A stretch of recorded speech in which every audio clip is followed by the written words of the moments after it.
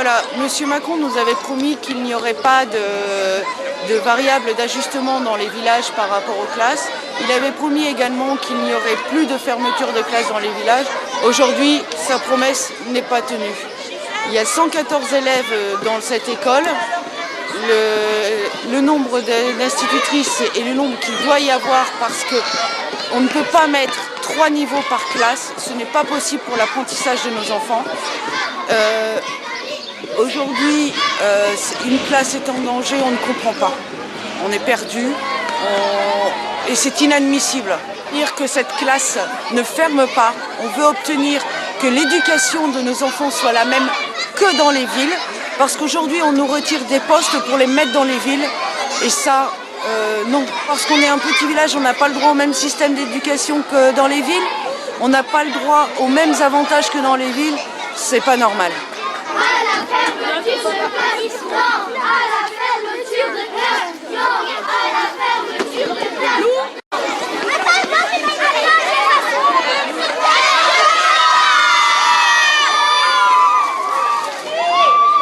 Je voudrais d'abord dire que tous les élus soutiennent le mouvement des parents d'élèves, car nous considérons que la décision de l'académie est inadmissible. Inadmissible pour plusieurs raisons. La première, c'est qu'elle a été prise sans que le moindre élu ait été consulté, sans aucune consultation. Ensuite, c'est une décision aberrante et injuste.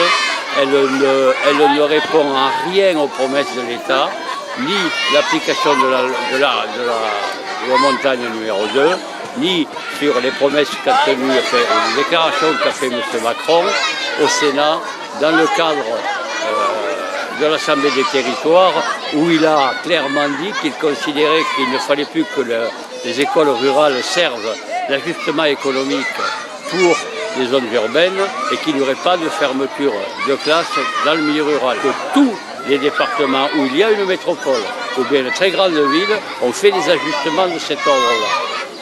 Nous avons décidé hier avec la mairie d'Hérépéan, la mairie du Poujol, la mairie de Haigne dans le Minervois, la mairie de Largue et le syndicat des écoles de Largue, dans le cas où la décision serait maintenue de fermer les écoles, nous mènerions cette affaire devant le tribunal administratif pour non-respect de la loi.